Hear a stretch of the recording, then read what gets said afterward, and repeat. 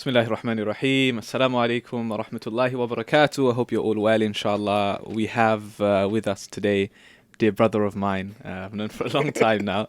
I was actually at your nikah, funnily enough, isn't it? Subhanallah, yes. MashaAllah, yes. I was there for the best times. You're there through it all, bro. I was there through it all, man. Subhanallah. Welcome, brother Zain Miah. Assalamu alaikum wa rahmatullah. How are you? Assalamu wa rahmatullahi wa barakatuh. Alhamdulillah, I'm well. Really pleased to meet you. I've always wanted to come face to face with you. I've been a fan. Oh, yeah. Sure. Let's not get into the formalities now, yeah? Listen, we've been on Umrah together. I was there for your nikah, alhamdulillah. And we went for Umrah together. So I think, we've done it all. Alhamdulillah, man. We've done it all. Alhamdulillah. And on the topic of Umrah, obviously, we're going to be... So, look, we're in the blessed days right now of Hajj, day of Arafah, Yawm al-Nahar, day of sacrifice. All of that's coming up right now. So these are the core days of Hajj, right? Yes. So I want to start with that. Obviously, it's only right that we do an episode dedicated to Hajj.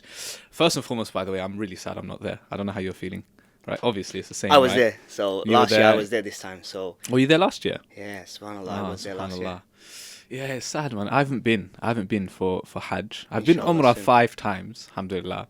But I know obviously Hajj is the obligation, it's the pillar, and yeah, it's sad, man. Every year it's that empty feeling, you know. Yeah. But khair, alhamdulillah, inshallah, when the invite comes, it comes. Yeah. With us here in the UK, actually, we're very lucky, to be honest with you. Mm. If once we have the money, pretty much once you have your money, you can get there. But other countries, obviously, you know the situation better. They won't get in as easy because of the whole quota system.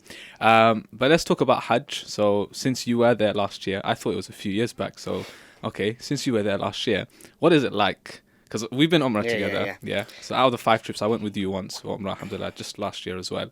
But what would you say is the difference? Like, what is different with Hajj? I know it's longer, there's more things to do, but... So take us have you been to Umrah in Ramadan? No, I haven't been Umrah in Ramadan. So I would say the buzz, right? Yeah. That actual, like a bee, that buzz of a bee, right? Imagine that with about 50, 60 bees around you, right? So Umrah is like one bee, right? Okay. And then Hajj is like 25, 50 bees, and Ramadan is similar, like 25, 50 Okay. bees all around you.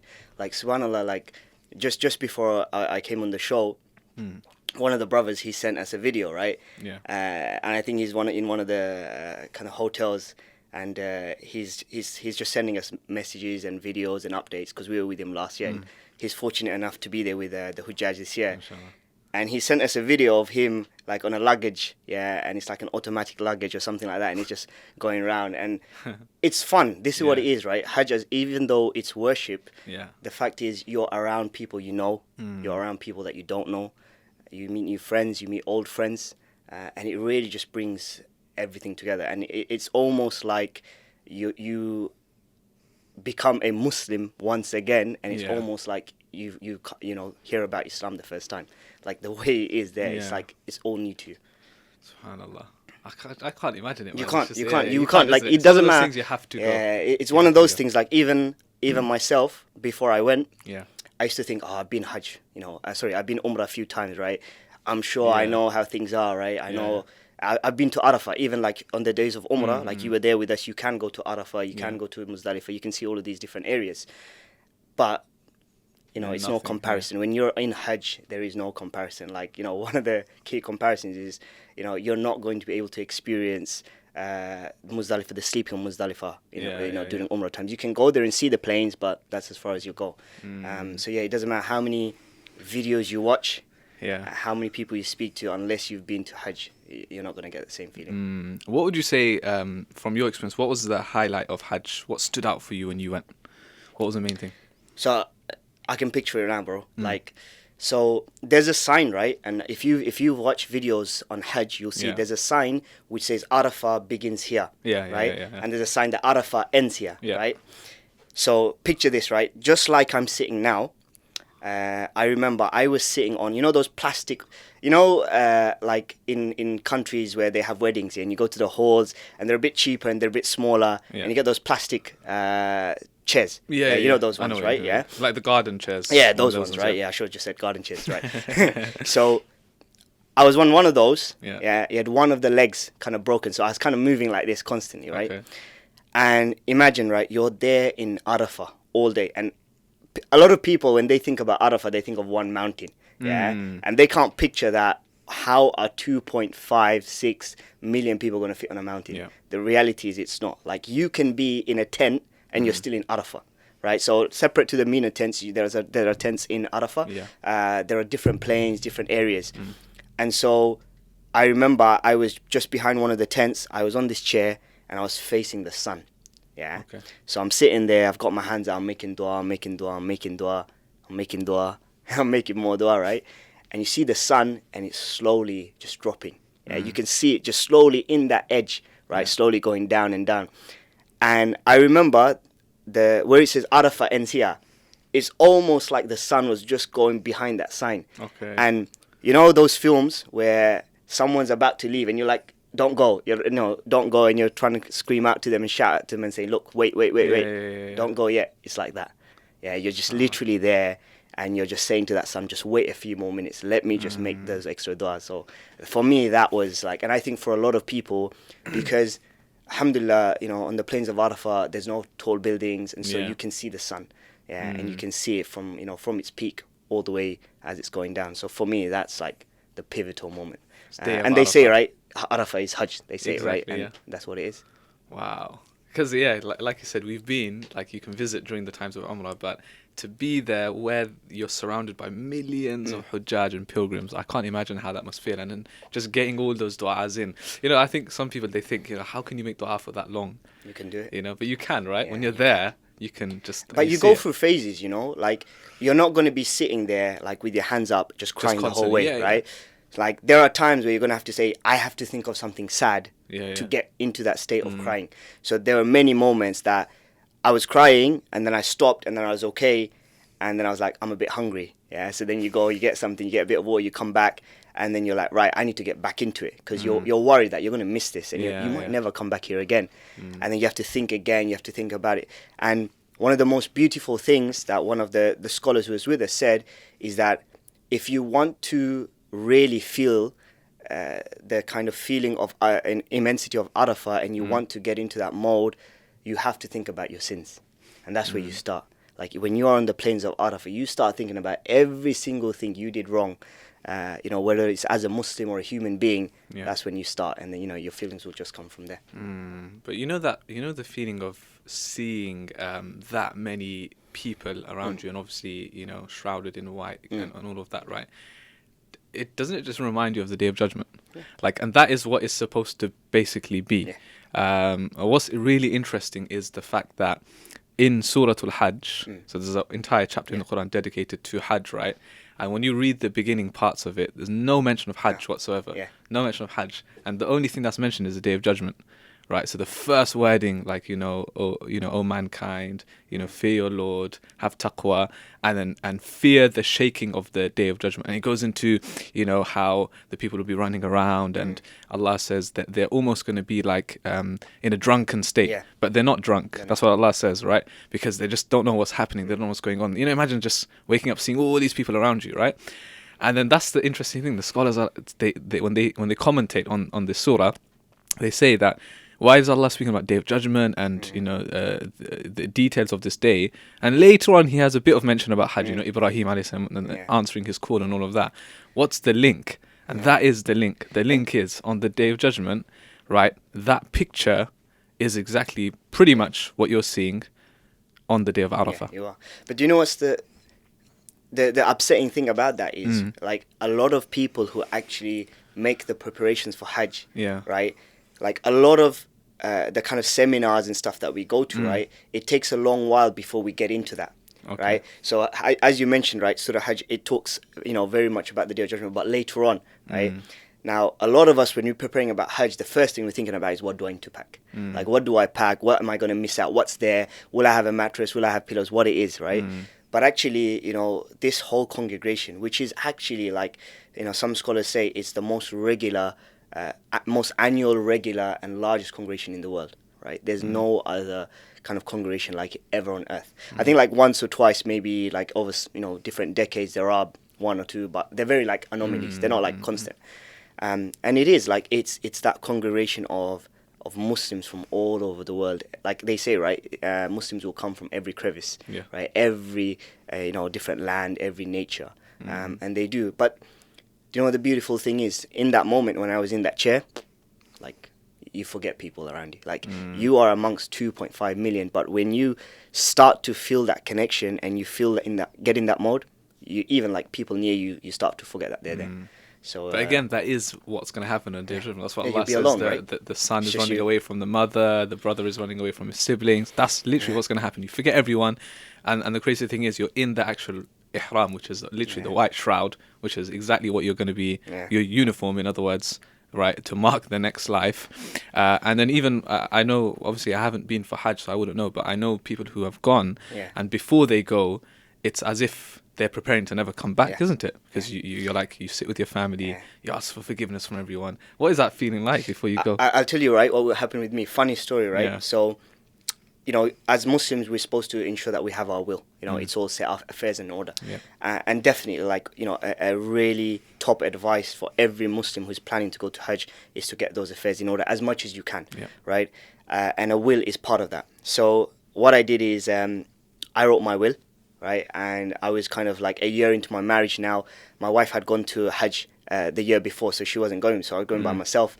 My father passed away 2 years before, so for me it was like, there's a lot there because I've got a lot of responsibility. I need to think about, you know, what happens to my wife, what happens to my mother. There's so much, right? So I wrote my will out and I put it in envelopes. And the idea was that I'll give one to my nephew, my cousin brother, and one to my wife. And I wrote on there that if I don't return from Hajj, then you open this and you kind of action it. But if I do return, then you give it back to me on this day, right? Because there was a lot of stuff in there that was very close to me. And like things that, for example, like, you know, I can share it. Like, you know, one of the things that we don't think about is what happens with, you know, the people that we have a connection with after we leave this earth. And like one of the things I had to think about is that, you know, for me, you know, in my home, it's just me and my mother. And so I was thinking like, okay, like I'm newly married, right? If I go on Hajj and I don't come back, like, does my wife stay here? Like, she's going to be thinking like, do I stay here? Do I not? Like, there's that issue, right? And even that I had to think about in my will. But the funniest thing was, I took it with me. Like, I prepared it all. I put it in the envelopes and then I put it in my bag. And then I go to Hajj and I'm like, I've got it with me. And I'm like, oh my God. So then I had to kind of like get a PDF version, send it to an email, and then kind of just hope that they'll find it one day. But alhamdulillah, you know, Allah brought me back. But yeah, like it's really important to get those affairs in order because you have to. And not just Hajj, for, you know, every journey we should think that way. But definitely for Hajj because you're going on something. And I think there is a part of people that hope that something, you know, inshallah, like if something's going to happen, it's going to happen there. Like, you know, I think people go with that preparation that, you know what, if my time is coming, then let it be, you know, in these lands, in this kind of act of worship.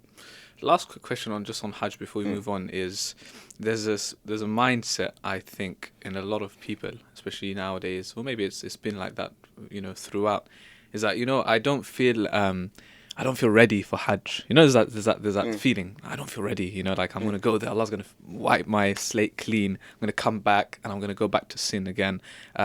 So maybe I just delay Hajj. So there's a lot of people that in the position of going for Hajj, they're able to go financially and all of the other conditions are met. But, you know, spiritually, there's that state of, I'm not worthy, or I don't feel like going, even though they can. What would your advice be, you know, to those kind of people? Because at the end of the day, I don't think any of us are really worthy, right? But Allah subhanahu wa ta'ala, out of His mercy, He invites us and He forgives us, even though we come from a background of sin. But what would your advice be to those people? I would say, like, I'm thinking the concept of Umrah and Hajj, right? And the reality is, the first time I went to Umrah, right? I'll share very briefly about the first time I went. The first time I went, I was like in different places. Like my life was, I wouldn't say it was like destructive, but I wasn't like really praying 5 times a day. I wasn't doing everything that I hoped to do or that I should have been doing as a good Muslim, right? And I remember my mum came and said, look, I'm going to Umrah with your uncle. Do you want to go with me? And in my mind, I was like, nah, I'm not ready for that life. Like, I want to chill out. I want to do all that stuff, right? And just like, you know, what you're saying there is, I'm not ready. But it wasn't that I'm not ready as I don't have the courage. It's like, I'm not ready to let go of what I'm doing now. Like, I'm not ready to let go of the friends I have now, the life I have now. Because there's this whole thing that you can't have fun when you start to practice. Like there's this whole idea that you can't have fun and you can't have friends and life won't be the same. And so I thought, actually, you know what? Let me test myself. Like, let me try it out. So I said to my mom, yeah, cool. But if I'm really honest, now I think about it, right? Even that, in some way, like somewhere like in my mind, I probably just said yeah because I wanted to show others that, yeah, I'm going to go Umrah. Yeah, like just to be like, you know, the cool guy that went to Umrah at an earlier age, right? So I went there, and I remember even on the plane, I put my ihram on, and I'm like, what am I doing? Like, where am I going? And I'm thinking like, oh man, I've got to change things now. Like, people are going to say I'm an idiot. I've come back and I'm still doing, you know, I'm not involved in, and I'm not praying well. So I thought, all right, cool, let's see what happens. I land, and then, bro, the rest, like, you know, it's history, bro. Things changed. And, you know, I always say to people, whoever are planning to go to Umrah, like, alhamdulillah, you know, because it's been a few years now that I've been involved in things such as Umrah and Hajj, a lot of people come and say, look, how is it? And I say to them, look, those first 2 days, you're going to go through depression. Like, and I'm not talking about depression when you isolate yourself. I'm talking about that. You're going to be in that state of, like, upset, sadness, like loneliness by yourself, that worry, like, what did I do? What did I spend my life on? How did 26, 27 years pass by and I still haven't done X, Y, Z? And the rest is happiness. Like, you go through that, you cry. It's like, you know, they say that cleansing, right? So you have that spiritual cleansing, but here you have that physical. You actually cry. You know, you remove so much of that kind of past from you, and then you start to build yourself up.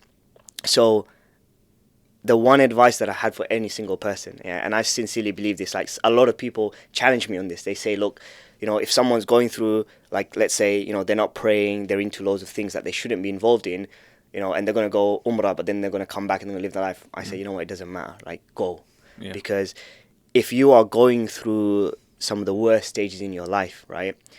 Like, and I wasn't even there. I was like halfway, right? But even if you are like going through the worst kind of practices, let's just say, you don't know what could happen. You might go to Umrah, right? And you might see something. You might feel something. Someone might say something to you, and it might completely change the way you think.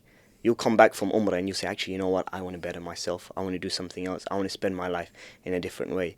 So the advice I would say to people is, if people say to you, look, you're not ready, you're not going, even if shaitan says to you, you're not ready, right? Just test it out. Just take that trip. If you can, you know, put something together. And not just for those people who are thinking for themselves, am I ready? But even for parents who are thinking about their children, right? I genuinely believe that if you have the means to send your children to Umrah, whether it's with you or in a group, like there's loads of good groups out there now, do it. But it is the best holiday or trip that you can send them on. I don't think there's anything like it. It's a really good point you mentioned there. You know what? It reminds me of a story, right? Of the sheikh. And he basically says that one day he was traveling, and whilst he's traveling, he basically gets intercepted. And, you know, there's highway robbers, right? So these robbers come and they take everything he has. He has these goods and he has a lot of food on him, things that he can go and sell in the marketplace. And they take everything that he has, right? But then he realizes that the main guy who's leading this band, right, of robbers and these, whatever you want to call it, right? Bandits. Yeah, bandits. That's it. That's the word. So the main guy, he realizes that, you know, he tells everyone, oh, yeah, you know what, just start eating his food, this guy's food and whatever. But he's not eating. So the sheikh looks at him and he's like, why are you not eating for? You just robbed me, you took everything I have, at least eat something, isn't it? And he's like, no, I'm fasting. Right? So he's like, Ajib, you know, like, you're robbing me, right? You're committing such a major sin and then you're fasting. Like, how does that make sense? And he's like, don't worry about it, you know, like, maybe this fast might benefit me one day, right? Anyway, fast forward. Later on, what happens is, a few months later, maybe a few years later, the sheikh, he's gone for Hajj, right? And he's doing tawaf, and he sees that guy there. That same robber, he sees him there, and he's like, hey, I recognize you. What are you doing like, here? No, it wasn't me. No, bro, it's not me. Yeah, he's like, I recognize you. What are you doing here? And he's like, you know, I've changed my life around. And he said to the sheikh, you know, that one fast I kept that day, that's what made me change my life. SubhanAllah. Yeah. That one deed, right, changed his life. So a lot of the time, you know, when we're feeling like, no, I'm not worthy, none of us are worthy. We're all sinners, right? We all make mistakes. But, you know, and like you said, flip it around the opposite way. You might go there for Umrah or for Hajj, and you might experience something which is just going to click. something will happen, and we've seen it. Yeah. We've seen it. Like you and I, we've It's seen like it. almost every We've case experienced there it. will something. There's Will always something, and if not, then even if a person comes back and goes back to their normal lifestyle, they will never forget that feeling. And one day they will desire to taste that same feeling, you know, so they can nourish their soul again, and they might go back, or they might do. It always happens. So, subhanAllah, there's always that thing, and you know, I just think my advice would be to anyone that wants to go for Umrah or Hajj is, obviously you have to do what you can, what's in your means. You can't just make dua and not save up and not prepare. That's one thing. You have to do that, but you have to have like a proper niyyah, like a very strong intention niyyah, and you have to be resolute. You have to be determined to go. And I genuinely believe that if you have that, and you genuinely believe, Ya Allah, you have to invite me, I have to go, yeah, Allah will invite you. And I've experienced it, man. Like even last year, 2018, yeah, I was supposed to go. So prior to 2018, I had been for 4 years in a row. 4 years in a row. So I was like, I'm guaranteed going this year. 5th year in a row, I'm going. And I went, every year I went, from I think 2012 or 13, I went in February. To Umrah? Yeah, to Umrah, yeah. So I went February time, Umrah. 4 years in a row I did like that. So come 2018, February 2018, I was like, I'm going, I don't care. That's my ticket. But it didn't work out. Yeah, it didn't work out financially. There's a couple of problems, and I was so gutted, subhanAllah, I couldn't go. But I was like, you know what? I don't care. I said I'm going this year, I'm going to go. And I was making dua, like proper dua, right? And then what happened was I got an invite to go for Hajj, actually, for free, to present on television. And then what happened was I was really excited. I was like, oh my God, you know, maybe Allah has answered this dua and whatever it is, right? And then what happened was there wasn't enough visas in the end. So even that got cancelled. And I was, imagine like so second time in a year. Free, yeah, exactly. So this was a few months on, you know, summertime last year. I couldn't go. I was like, I don't care, man. There's only 3-4 months left of the year. I'm going. I don't care. Something has to happen. And then a few months later, I get a call from you. I get a call from you, and you're like, there's this group, we're going, and you obviously break it down. This is the Umrah Fund, part of Pilgrim. We want you to come with us and be part of this group. And when did we go? In 2018? December. Right at the end of the year. I said I'm going this year. Right at the end of the year we went, and just before that, a few weeks before that, I experienced heartbreak. You know what happened? I went to Al-Aqsa. I didn't get in, so there was all of that heartbreak. But I was like, Ya Allah, I want to go, and I was so determined. I made my preparations, and I got there in the end. See, the beautiful thing is, right? I never knew any of that. Like you didn't share it with me. Like I knew about that Aqsa thing, but the rest of it I didn't know. So imagine like. On one side you're going through this journey, and on the other side I'm going through this journey, right? And for me it was like, you know, we needed to, you know, we had this Umrah Fund, and we needed to find someone who could really connect with the people that we're taking. And previous year we had a few difficulties in getting someone who really was able to connect. So yeah, like, you know, two kind of paths, and they led to the same place. Alhamdulillah. So on that note, take us through Umrah Fund. Obviously, alhamdulillah, I've been part of it. I've seen it with my own eyes. But what is this all about? Because there's a lot of people listening and watching right now. No idea what Umrah Fund is. No idea what us two are talking about. You know, we know each other. So what is Umrah Fund, and what is this whole journey? What's the whole objective behind it? Before we actually get into some real stories about it. Okay, so, you know, many of the kind of, you know, viewers would probably know about the Grenfell Tower fire that happened a few years ago. It's now actually, you know, just more than 2 years now. And subhanAllah, I was really involved in kind of the response of that. And I remember, like, after, there was like something like 42 of the burials that I was involved in myself. Wow. And it came to a point somewhere along that journey where I used to look at the faces, you know, just like I'm looking at you now. I used to look at the faces of the people who had been through this, and I used to be like, Zain, what can you do? Yeah, like do something just to put a smile on their face. Yeah, like right now you're not smiling. Like there you go. Yeah, serious, look at it. It's like, what can I do, right, just to make them a bit happier? Like I can't change the whole situation, but maybe there's something I can do. So I started to, you know, have a chat to different people, and started to think about, you know, let me go back to my situation. And I remember, like, you know, really surprising thing about this year is that, you know, Grenfell Tower happened literally about 7 months or so after my father passed away, right? And I spent about 2 years back and forth in the hospital, because my father had 2 cancers over like 2-3 years. So we spent a lot of time, and of course he was terminally ill in the end. And even for him, I saw him go from like someone who is very like able to someone who was like unable to do much in the house. And like that was my first ever funeral and burial, like my father's. And then here I am in the middle of Grenfell. I'm like, you know, kind of supporting like 42 of the burials, from everything to the burial itself to, you know, preparing the family and supporting them.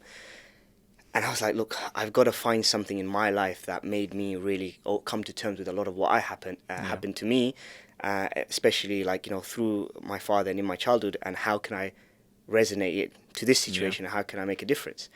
I thought about Umrah. I thought, like, you know what, actually we could take some of these people to Umrah. And at the start, it wasn't like anything that's meant to be like instrumental. I was like, yeah, we'll take them on Umrah.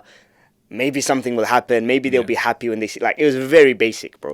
We thought like maybe they'll see the Kaaba and they'll be happy, right? Like sometimes you just think that, right? And actually it works sometimes, right? Yeah. Sometimes you see the Kaaba and we feel good. And then I thought very quickly, actually, you know what, that's going to be hard. Like, how can I take 200-300 people to Umrah? Like, you know, that's going to cost hundreds of thousands. And just logistics of it would be hard. So I thought, okay, fine. Well, just like these people who have lost so much, not just like human life, but also, you know, their livelihoods, there's also other people who are going through so many similar tragedies and atrocities across the world, right? That we might not know especially in the UK, that we don't know of, right? Especially like Muslims here in the UK. And I thought, okay, well, why don't we do something which uses Umrah to really take these people who are facing some of the most immense hardships, and why don't we take them on a journey through Umrah to try and help them heal, right? So it was essentially known as the Ultimate Healing Umrah Fund, and it's today known as just simple, the Umrah Fund, right? So yeah, that's where it started, and alhamdulillah, it started in 2017. We're now 2 years in. We've taken, I would say we've supported about 50 or so people now through the fund, and alhamdulillah, like I would really say, like, it's taken a lot of my time, but I would say it's one of the best decisions I've made in terms of any of the projects, you know, that I've been involved in. But so what we're talking about is most of these people have been fully funded to go for this Umrah trip. Everything's covered, right? And then they go there, and then they go through obviously the Umrah itself, and then you're spending time in Mecca, spending time in Medina with a team of people, and they go through this whole amazing experience. And obviously, like you said, it used to be called the Healing Umrah Fund, right? Because it was it's that feeling when you go there, for any person, even let's just say you're well off and you don't really have much going on in that, but every person that goes there, everything we've spoken about from the beginning of this episode, you feel that happiness, you feel that excitement, you feel that spiritual growth and everything else, right? So these people go through that whole process of 10 days to 2 weeks, spending time in these blessed lands, and they come back. And then would you say that, like, what would you say is the end result after they come back, you know, after this long trip? The reality is, so going to Umrah or going to Hajj, as transformative as it is, right? It's not going to take away your hardships. It's not, right? You know, you could be homeless today. Going to Umrah isn't going to change you being homeless, right? You know, you could be going through, like, you know, a divorce or something else. Umrah is not going to change that, right? Essentially, the core of this whole program is to help people better deal with their hardships. And what better kind of theory is there out there than, you know, Allah's speech itself and the journey of Ibrahim alayhi salam, like the person who went through so much trial, like that whole. And I think sometimes we forget that Umrah and Hajj, you know, isn't about the Kaaba itself. It's not about, you know, the Mataf area itself. It's not about Arafah, like the mountain itself. Rather, it's the journey of one man, you know, his family, and some people say, one family, his son, his goal, right? That's literally the journey, right? And it's about all the sacrifices he went through, all the struggles he went through, just to have that clear connection with Allah subhanahu wa ta'ala. And every single one of these people that are chosen to go, they're going through these trials.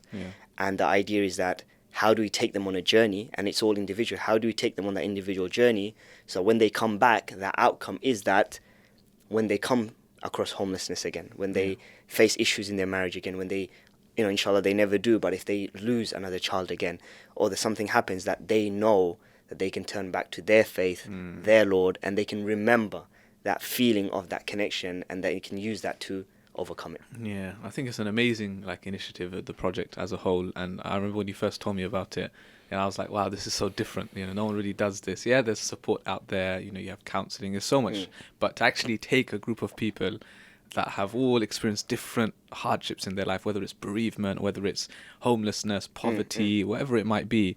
SubhanAllah, to take them through that whole process, that journey of healing, and for them to come back. And then it's not that, I know because I know you personally, I know what the process is. It's not that even once you come back, that's it, you leave them to it. You're actually still in touch with them. You still try to help them out, which is really amazing. I want to talk about, even our trip, for example, just last year, the kind of people that we had. So wow, me going there, I did not expect it, man. Yeah. I had no idea what was going to happen. Like, you gave me a kind of brief overview. All right, this is the kind of stuff You you're can't going to prepare do for it, it, bro. but You can't. wow, take us through some of the pilgrims that we had with us. Okay. I don't know what to say. There's so much, right? Yeah. Let's start off with, maybe let's start off with some of the more challenges, right? Then we can talk about, Yeah, sure. the beauty and the amazing successes that, alhamdulillah, the program's been blessed to have. The challenges are that, we're essentially taking people who already are facing so much in their lives. Yeah. And they come in all forms of hardships. They come from all different cultures and backgrounds, right? You're not like, sometimes when you take a group from the UK, right, it might be from the Pan-Asian community, or it might be from the Somali community. So they usually go in groups with their communities. Yeah. So in the masjid, the local community goes, so they speak the same dialects, they speak the language, they have the same cultural, indifferences. But in this group, as you saw, it's people from like different dialects, different languages. And essentially, like, they all come with history which is unique to them. And even though they might have patterns of hardship between them, they all have their own unique like struggles that they're still dealing with then.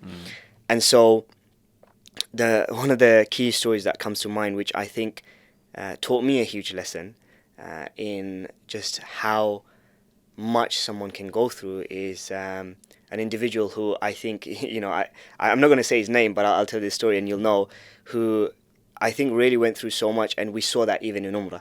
I think you guys will know him as the Vanisher, right? And I say the Vanisher because he disappeared, bro. Like, he just, I remember, right, there was one part where he deceived me, like, not like as a person, right? I'm saying, like, I started questioning my eyes and my intellect and my like logic. So there's a point, right? He said, "Look, Zain, I need to go to the toilets," right? So he used to always be around me because I didn't want him to get lost. And like, whenever you go to Umrah, I think many people who are on Hajj, they'll know they build a family. I think with the Umrah Fund, I have to treat not just myself, but the team has to treat these people like they're not just our brothers and sisters, but actually we owe so much to them, and we have to look after them in that way. Like, it's not like when you have a group that's paying you to go Umrah or Hajj, you look after them, right? This group, right, alhamdulillah, really generous donors are paying for them, but we have to look after them even more. And so I used to always be around him, and he said, "Look, I'm going to the toilet," and I said, "All right, cool." So I sat there, right, and I watched him, and then he just disappeared, bro. Like, I don't know where he went. And he said he's going to the toilet. 5 minutes went, 10 minutes went by. I thought, he can't be in the toilet, like, he can't be in the toilet for that long. So, like, 20 minutes later, I went through the whole toilet, like, in, out, up, downstairs, underground. He's gone. Like, he's just disappeared. I saw him, like, 6 hours later, right? And I'm sure, like, even on the day back, someone, like, so innocent. Yeah, so innocent. 4:30 a.m., the coach comes to go to back to Jeddah, right? We're going from Medina to Jeddah. Everyone's like, "Look, guys, and you say this, right? Everyone says this on Umrah and Hajj. If you're not here, we're going to leave you." Like, no one ever leaves anyone, bro. Everyone comes back. And we said to him, like, you got to be there. And the coach is here. He's like, saying to us, "Look, we need to go. We're going to get late. We're going to miss the plane." And he's nowhere to be seen. We sent like a search party out into the Prophet's sallallahu alaihi wasallam's mosque, and alhamdulillah we find him. But what's very striking about him is that when he in this country, he's a revert, and he was someone who he was the first person in his family to revert to Islam, and actually at the point of him going to Umrah, subhanallah, he had to tell his mother on the day, literally on the day, in the airport. I remember him making that call, and there was about 3-4 weeks before that I was speaking to him saying, "Look, I think you should tell your family now because they don't want to worry, etc., etc., etc." He was like, no, I can't, because they'll stop me from going or they won't let me go. So I said to him, "Look, we need to think about all these different things. How are you going to manage it? You know, you don't want them calling the police and saying my son's missing when you're out there. You know, that's not going to be good for you, or even, you know, there's going to be so much to deal with. But he was like, no, Zain, I can't, because I need to go. I need to go to Umrah, you know, and I just know that it's not going to work out. And he had to like take his luggage like a few days before, like he had to hide it and move it. And so like we think it's so easy, right? We tell our friends and family, go in Umrah, we get the blessings, we pack our bags, we go airport, right? Someone drops us off. And this individual, like, even in his own home, you know, the reason, alhamdulillah, he was selected is because he had been through loads of things in the past, like abuse. And even in his own family and home, he was going through abuse. Like, he wasn't allowed to pray. He had to hide and make sure that he could practice religion. And he had loads of kind of issues in it, you know, when it came to education.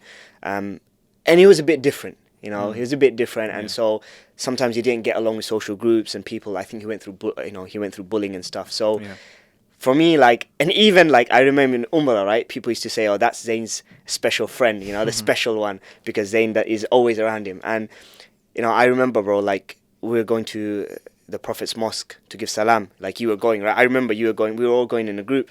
Halfway there, like he said to me, "Look, I don't want to do this." Right, he said, I can't do this right now, I don't want to do this. And I stopped, and I remember like you guys went, right? And how long was it, like 2 hours or something? Did it, finished, prayed, did everything we needed to, came back. And I was there, I was still there at that pillar with him, like just talking to him. And literally, like, I'll tell you, like, I was just talking about, like, you know, why don't you want to do it right now? And he just didn't feel like, he didn't feel like he was ready right now to go and meet, you know, his Prophet. And he wanted another day just to prepare himself. So these are just some of the things that, you know, we have to deal with. But alhamdulillah, it's he wasn't the only revert. There were a few other reverts as well. Like we said, you had people dealing with, when we say bereavement, it's not just, you know, I've lost my, you know, one of my parents or something. We're talking about losing multiple people from the family, several people in the family. Grenfell, we spoke about Grenfell. We had a Grenfell survivor with us as well. Imagine seeing that, the horror of everything, knowing people who have been lost, neighbors, friends, family. So we had a wide range of people who experienced a lot of difficulties. We even had one brother you can maybe speak about who I thought out of the lot, he was very unique, as in I didn't expect someone to experience that. Okay, bereavement, depression, mental health. You can kind of like guess. Okay, you can imagine that it's happening. Yeah, you can around imagine. You, right? But there was one brother in particular, obviously again we won't mention his name, but what he had went through, the torture that he had went through, I've never had a story like it. I think I remember you were there. So like, you know, I think we, you know, alhamdulillah, like he's okay with us sharing some of it. So, you know, brother Basit, I think even I remember you were like, I remember that session. So, you know, for obviously, you know, the audience, in Makkah we try to bring everyone together so that they can share that story. You know, they usually go through their lives where some of them keep a lot of these things in. And this is an opportunity in Makkah that we always do, where we allow them to really talk to each other. Sometimes because it allows them to see someone else's hardship, and sometimes they like, bro, like you were there, like someone who's gone through so much in terms of, you know, comparison to us, even they turn around, they're like, oh, what I'm going through is nothing because I've just heard someone else say something. And I think, you know, the reason why you're picking it up is because this brother's story was one of those. Brother Basit, subhanAllah, he's a beautiful character, bro. He's a beautiful character.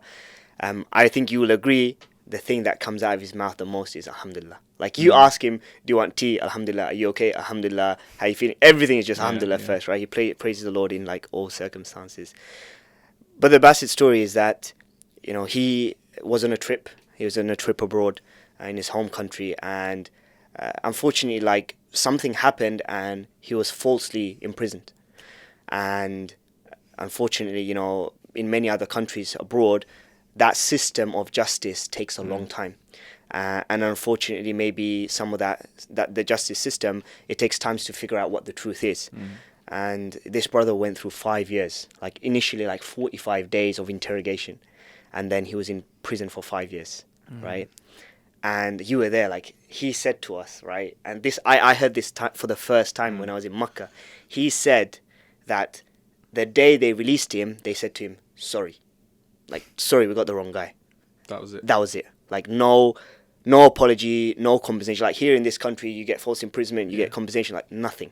Right? No compensation, no like, let us help rebuild your life. We've just taken away 5 years. He had 2 children. He had 2 children that he left behind. One of them was recently born when he was falsely imprisoned. And so he didn't get to see her childhood. He missed out on both of this. There's one thing where you are away from, your wife, your family, and your children for 5 years. And there's another thing where do you remember the story? He said to us that by the end of it, the way he dealt with it was he used to laugh. He used to laugh. Yeah. And there was once he said to us, he was saying to us the story where he had asked for water. He was screaming, I want water, and they weren't giving it to him. And then when he was given the water, he just laughed. Yeah, he just smiled and laughed. And he found that's the way he kind of dealt with it. And of course, there was so much that he didn't share with us, that he was keeping in. But I think for someone like him, the beauty of the journey, and I'm really glad why he was nominated, is that he said to us that after he was kind of in a home with his family, he had always wanted to go to Umrah. And unfortunately, he now had a slip disc, so he had back problems, he had walking problems, he couldn't walk, he used to use a walking stick. He used to have nightmares. So there was so much. Umrah was the last thing that he could get to. It was so far away in the distance for him. And he had come back and he had settled down and he was like, I would really love to go to Umrah. And he was speaking to his family about it and friends, and they said to him, look, why don't you just wait for a bit? Wait for a bit, inshallah, you'll go in time. You just come back, let's just get things settled. And then, subhanAllah, we turned up at his door. He was actually nominated by one of his close friends who, had been along with him all the way. And then we turned up in Birmingham. We knocked on his door. Obviously, he was in his tracksuits. I think he was just having a Saturday night in, right? We knocked on his door, and he was like, and this is something we had to think about, right?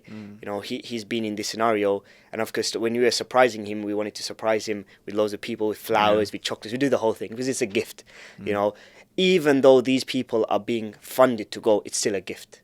First of all, it's a gift from Allah. Second of all, it's a gift from the community of Muslims around the world who believe that these people are deserving and that they deserve to go on this trip. It's not one of those things that it's a hand-me-down. Umrah isn't. This whole program in Umrah isn't a hand-me-down. It's a gift to say, you've been through so much. This can support you, help you, and when we were there, we gave him the gifts and stuff. He was shocked. He was like, oh my God, what is going on? And I think part of him was worried and scared.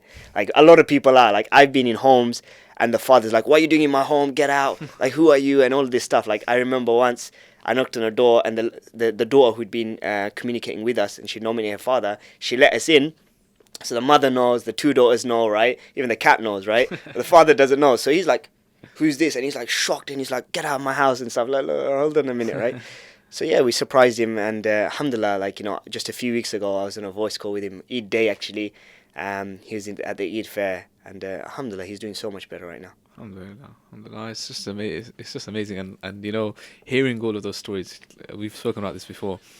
It makes you realize that whatever we're going through, these hardships, trust me, you hear stories about people being in prison for 5 years, being tortured in the process, losing several members of their family, Grenfell survivors, reverts who have to hide their faith. You hear stories about Sahaba doing it. Yeah. There's people here on our doorstep doing the same thing, You hear these stories and you think, subhanAllah, what am I complaining about?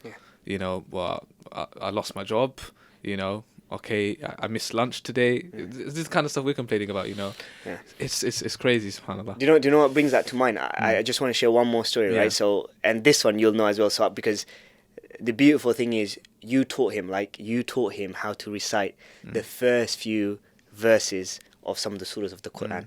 You did that. So that is and so this gentleman, Peter, as you know, right? And I think for his story was brilliant because he went through 20 years. He shared with us how he went to every religion. So he was a Buddhist, he was a Christian, right? He went through every single religion, right? And he practiced it well. And then he came to Islam, right? And throughout his life, he'd been homeless. And he told us how the moment he became a Muslim, imagine this, right? As he became a Buddhist, as he became a Christian, all these other religions, his life was okay, right? In some sense, as in not spiritually, but marriage was okay, work was okay, things were okay. Soon as he became a Muslim, things started to go downhill, yeah? Of course, in terms of this world, right? This is what it is, right? Yeah. As soon as we take that oath, and soon as we take that oath to Islam, we see the struggles because that's what it takes to reach Jannah, inshallah, right? And he told us how, unfortunately his wife left. She took the children. So he instantly found himself living a completely different life without the people he loved. And then, he had to move into, his mother's house because he was homeless for a while. He didn't have, jobs. And he was finding it really struggle. And, we already know that minorities, in our communities in the UK, they suffer a lot. But a minority community and a Muslim suffer even more. And he used to be bullied. Like, he used to say to me, even when we were in Umrah we were speaking, he used to say to me that, he was Polish, and even in his own, where the place he was staying, this hostel, he used to be abused. Like, people used to hit him. Sometimes he couldn't even go back home because he was worried whether they would hit him, whether they would let him sleep at night. It's like you can't imagine it, because you think this stuff happens in prison, right? Yeah, where you have to traumatic. sleep with one eye open, but he's having to do this in a hostel, which is supposed to be, be a safe space for him. And I think you'll agree, like, he's like the most philosophical guy, right? He must have, like, philosophy is his thing, right? Yeah. He can talk about the trees. Like, I saw, like, after Umrah, he'd done a video, and he was, like, sharing, like, he was, like, literally, like, on the screen, right? And he was like, you see this tree behind me? This is nature. This is life. Green is the element. If you can't feel the nature, then how will you feel Islam? And I was like, brilliant. This is beautiful, right? And I think, even for him, like, the day we surprised him, guess where he was? Where? He was on a dawah stand. He was giving dawah out. Wow. So imagine, even though he's going through all this stuff in his life, he was still holding on to part of the faith that, I've become a Muslim now. Let me see what I can do. And he was volunteering. And the brothers who nominated him used to say that he used to travel up to 10, 15 kilometers on foot or on one of those bikes just to go and help and volunteer at one of these dawah stands.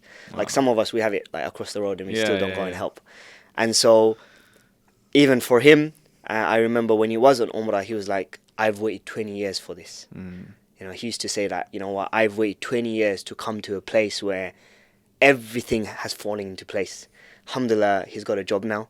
And it really pleases me, because now he's built a relationship with his wife again, and he's seeing his children. Like, last week he was at one of these fun fairs with his children as well, so he's seeing his daughters again.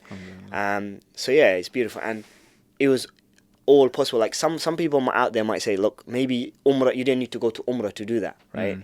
But Umrah is part of that journey, right? And it's part of that journey that Allah decided for them. And he's our modern day Salman al-Farisi, man. Bro, Just he's going like through that every religion, every place he's been to, and then alhamdulillah, comes to Islam finally, and Umrah, and in that blessed land, it all falls into place. And what I think the amazing thing is seeing the results afterwards. You just mentioned one example there of Peter, how he's back with his family, he's got a job now, he's, things are slowly falling into place. We had a couple with us as well. Alhamdulillah, they came back after that journey. Before that, they lost, a few children. Really, really sad story. Their actual, they lost 3 children. One of their actual anniversary, which is literally 2 days ago. They're like 1 year away from what just happened then. Yeah, exactly. But alhamdulillah, they've come back from that trip, and they've been signing up for classes, they've been studying. Your classes? Alhamdulillah. They've started their own charity charity projects in Africa in memory of their children, getting active volunteering at different initiatives. It's just amazing to see that you're part of that process. Let's really quickly speak about because still a lot of people it's still a very vague idea. What is this Umrah Fund thing? So just quickly take us through the process. There might be people listening that might be going through hardships themselves, or you might know someone. So how can someone go for Umrah with the group? Okay, so essentially it's a nomination program. So the idea is that if you're listening out there and you know someone who has gone through immense hardship. Now, this question, what is hardship, right? Like, what is hardship? It's something that we've intentionally decided not to categorize or define, or qualify, right? Because you can't. Like, every single person, like, the stories that we just shared, right? Someone might say, well, I've been through that, but I can deal with it, right? But every single person's hardship is different. And so the idea is that, the person has to be from the UK, right? For now, our program's in the UK. Inshallah, maybe in the future we'll go, more national, global.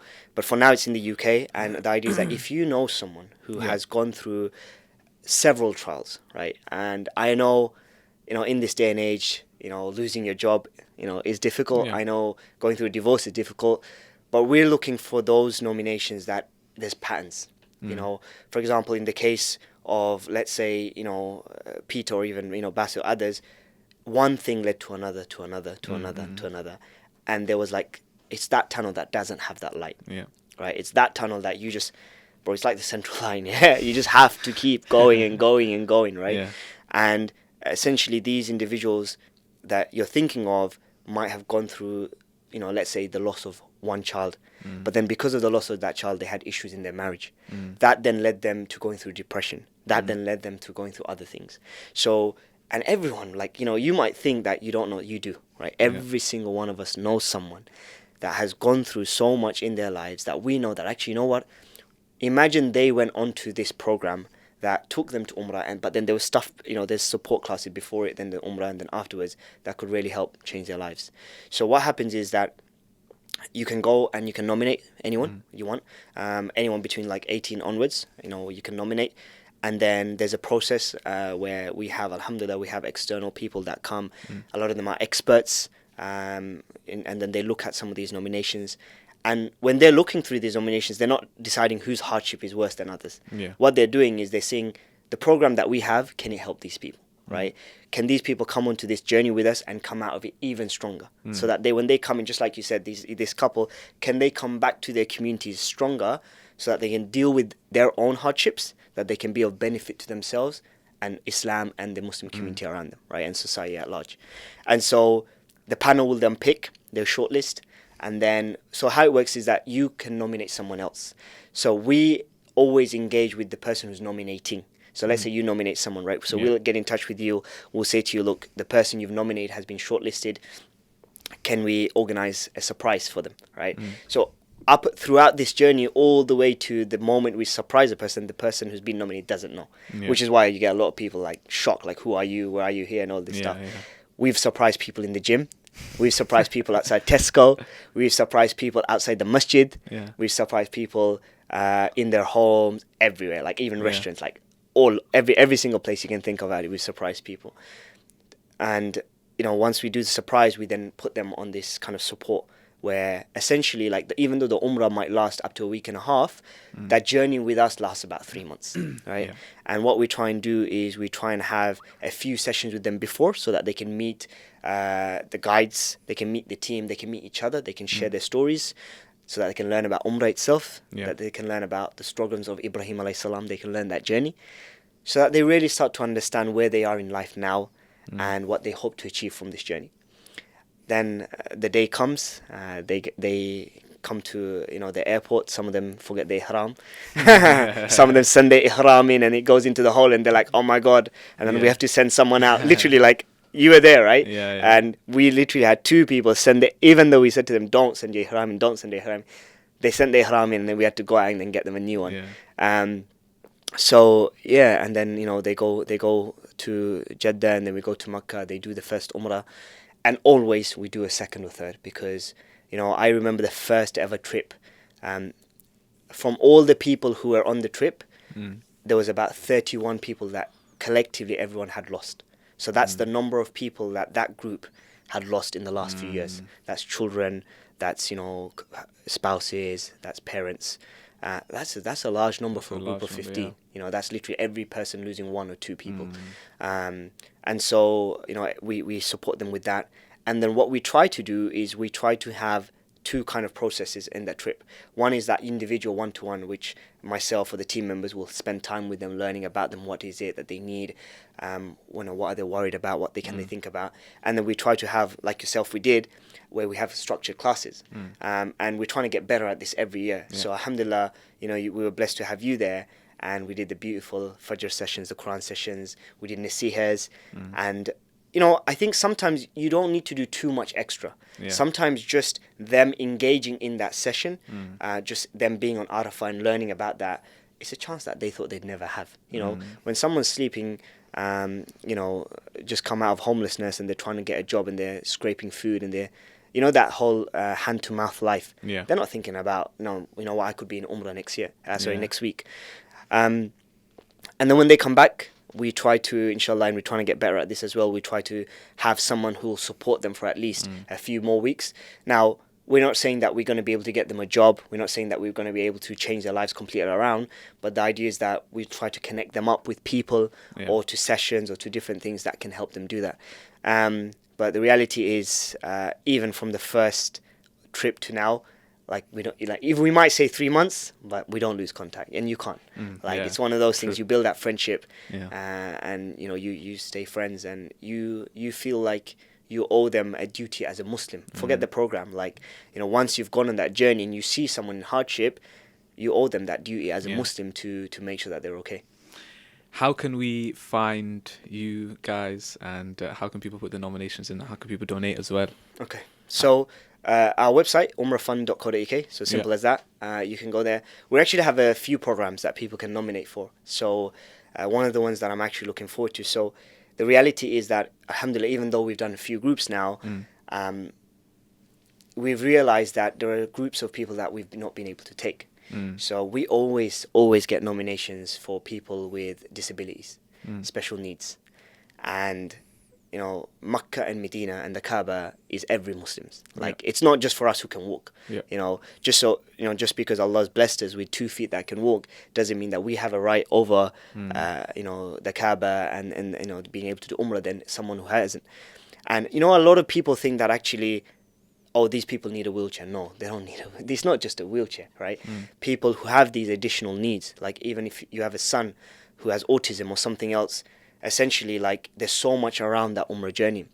And unfortunately, the reality is, today, a lot of the Umrah trips or the Hajj trips that we have, there's so much already going on. It's very hard to cater for people with additional needs. And so unless you have a carer, or unless you have, someone or a son or a daughter or someone who can look after you, it's very hard to send someone with special needs. And so you can go on www.umrahfund.co.uk and nominate. It's just a simple form. And inshallah, you can nominate for the various programs. And one of the ones that you can is, inshallah, we're hoping to do this next year, early next year, is a group dedicated to people with special needs and kind of, additional kind of needs like that. MashaAllah. Amazing work. Jazakallah khair. I want to reward you and the whole team for all your efforts, and definitely for anyone watching and listening, put nominations in. We all know someone going through hardship, and who knows, there might be a chance for one of these people to go for one of these Umrah trips in the near future, inshallah. Brother Zain, it's been a pleasure. There's so much more we can talk about. End of the day, it's Makkah, it's Medina, it's Haramain. We could speak about it all day. But as always, we appreciate you and all your efforts and all your work. Inshallah, we wish you all the best with all of the projects, inshallah. And may Allah subhanahu wa ta'ala bless you and the whole team. Ameen. Jazakallah khairan. And to everyone else, inshallah, of course, do check out Umrah Fund and support their work, inshallah. And we hope you enjoyed this podcast and benefited, especially all of the other tips surrounding Umrah and Hajj, inshallah. Make that niyyah, and may Allah subhanahu wa ta'ala, for those of us who have not been, may Allah invite us there. And for those of us who have been, may Allah invite us again and again, inshallah. Make dua for us in these blessed days of Dhul Hijjah. Have a blessed Eid Mubarak from me and the whole Feed team. And subscribe to our YouTube channel, subscribe on iTunes. And we hope to see you again soon. Take care. Assalamu alaikum wa rahmatullahi wa barakatuh.